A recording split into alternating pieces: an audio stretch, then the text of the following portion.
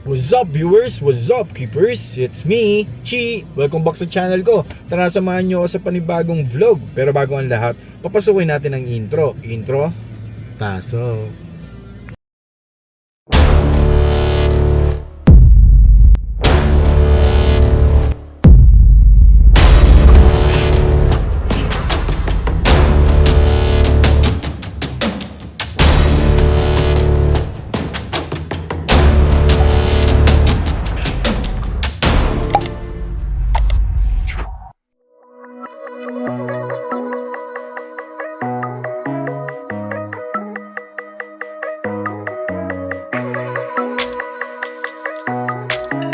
Game, tara! Samahan nyo ako. Pupunta ako ngayon sa isang kliyente natin na nagpagawa ng complete setup na aquarium.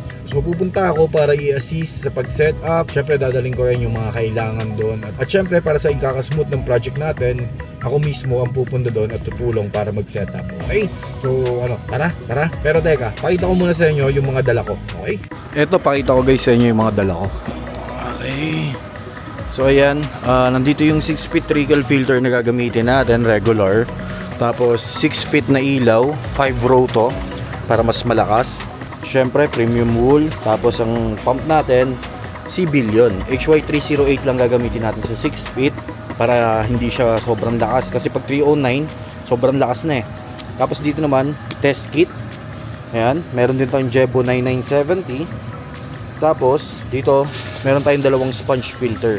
Ayan. Tapos ang filter media na gagamitin natin, itong TGR PPS01. Ayan. TGR PPS01. Then water conditioner natin ngayon ay Fish Love. Okay? So ayun, punta na ako kay client para i-set up to. So ayun, nakita nyo na yung mga bit-bit ko. Tara, samahan nyo ako mag-drive. Pero teka, ikat ko muna.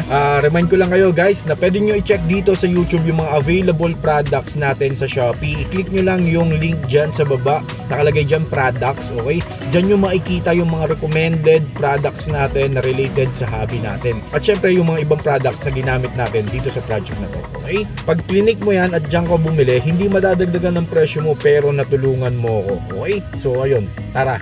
Balik na tayo sa topic at magdadrive na ako. Yo, what's up? So ayun, ito na yung aquarium natin. 6 by 2 by 2.5. Ayan.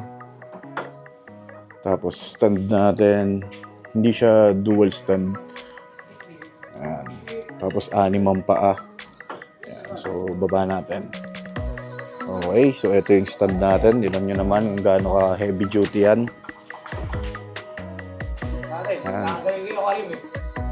Oh, ika-argan na rin yung aquarium. Ayan. Teka, lapag natin to. Buhat na rin ako. Ayan. Ano lang tayo eh. Tagal din ang curing, no? Sa linggo mo yun.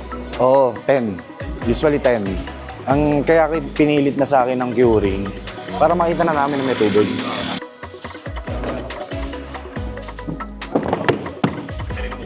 Sobra yan eh.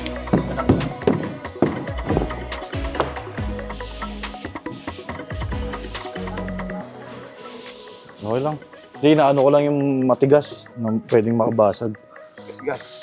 Oo, tsaka gas-gas. Okay na.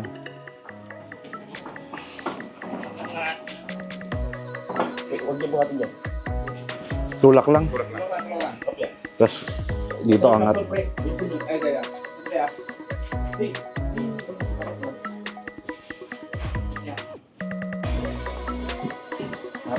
One, two, three. Up. Tulong ako dito, Jun. Kamay mo, ipit na. Sige, okay lang. Oo. Dulo sa dulo. One, Pantay two. mo muna to kaya, tulak mo. Okay lang. Ayan, okay na.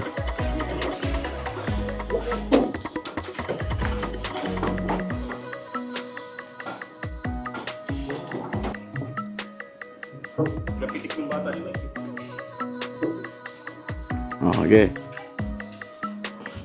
Okay. Dami ko niyan eh. Hindi ko nagsabi. Nakalimutan ko. Hindi, magaan naman kasi ito eh. Ano, harap? Okay. So ito doon, una, pag ganun. Silong muna kaya tayo. Mahirap magkasakit. Ito ko. Taas. Oo, Taas. dito. Hindi sana Kaya may dito. Palitutuan niya eh. Diyan ka bro. gitna. Kapauna ah. Hindi. Oo, tama ikaw. Ikaw, tama. Tama, pag ganun eh.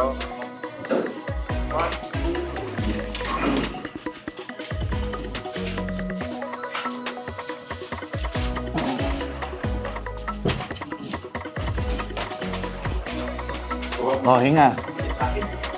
Pagpasok sa pinto, diretso doon. Hop.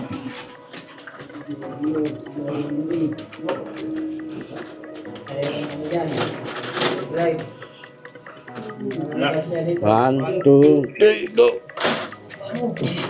Oh, okay na. Tulak. Plastic naman yan.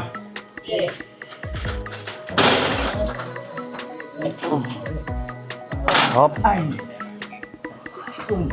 Patay lang, dahan-dahan na. May ano, may hagdan na. Okay na. Hi!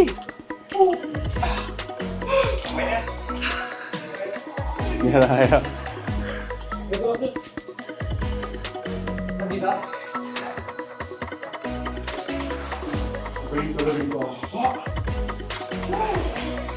Mag-ano ka, space ka doon, may extend, saksakan. Papa, may aquarium dito ha. Labas ka na, labas ka na, labas ka na. Nag-plastic kami sa ilalim para... Oo. Dati goma, madaling punit. Oo, ulit. Sige, okay muna. Mamaya na, mag-aalo pa tayo, likod, sticker. Ano? Iyan mo muna. Sige, okay lang, mamaya na.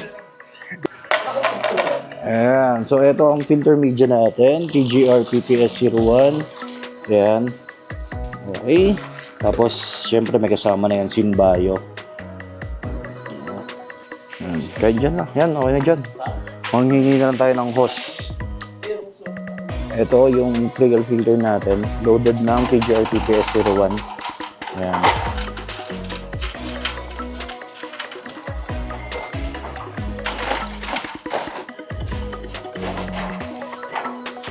So, 10 tray na puno ng PPS01 tapos premium wool. Ayos. Okay, so ito yung aquarium natin. So, lalagyan na lang namin ng background dyan. So, ang magiging setup nito, trickle filter. Bakante yung baba. Siguro maglalagay pa yan si boss ng aquarium sa baba. Kaya nag-trickle. Okay? Okay, so yun guys, nakabit na natin yung sticker. Ayan. So, hindi pa natin makita dahil wala pang ilaw. Tapos lalagyan na rin namin ng tubig yan. Tapos dito naman sa labas, andito yung trickle filter.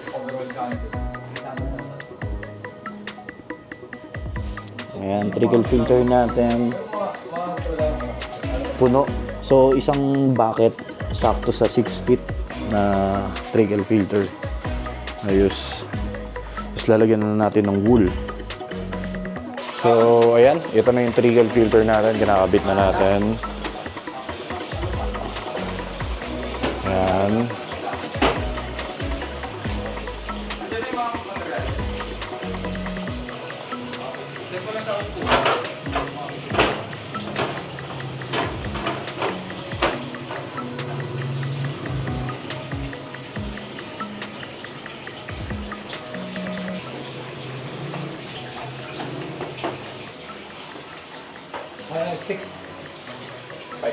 Five.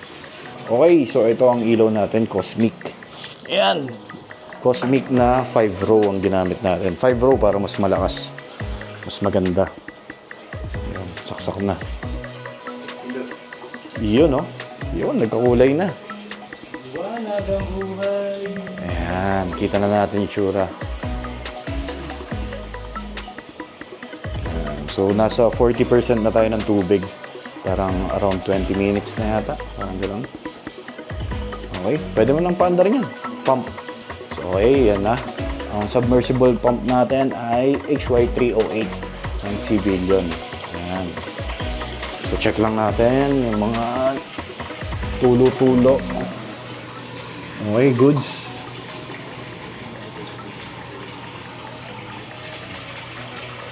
Yung buga.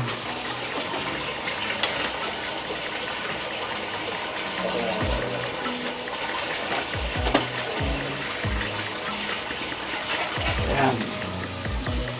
Okay. Okay, ito naman ang gamit natin na cover.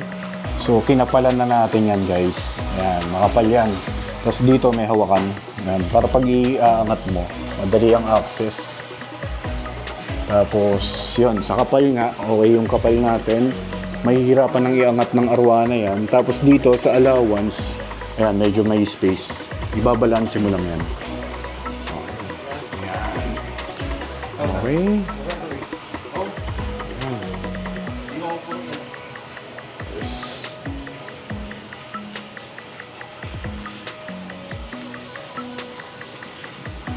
Ito naman guys, dalawang sponge filter, Ocean Free BF4, kabilang side. Tapos nakakabit siya sa Jebo 9970 para syempre wala ka naiintindihan pag nagba-brown out. Lalo na kung wala ka sa bahay. Sponge filter ang ginabit natin para may tulong din siya sa filtration. Compared sa Airstone, yun talagang bula lang mga tutulong nun, oxygen lang. Ito may kasamang filtration na. So mga magtatanong guys, ano yung ilalagay? Ito, yun, itong maliit na to. Ayan, siya raw dyan, solo. Joke lang. Ayan, nitrifying bacteria, rekta sa filter media natin lalagay.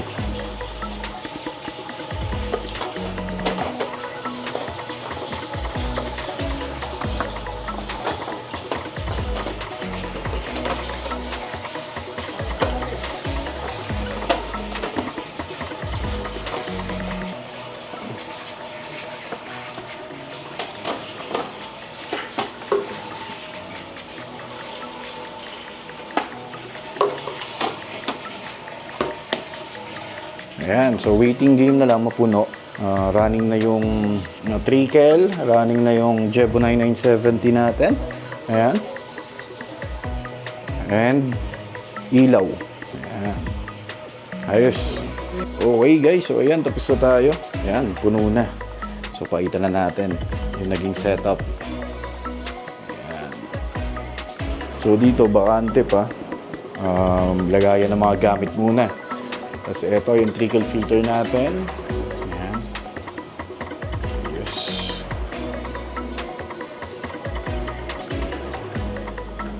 Jebo.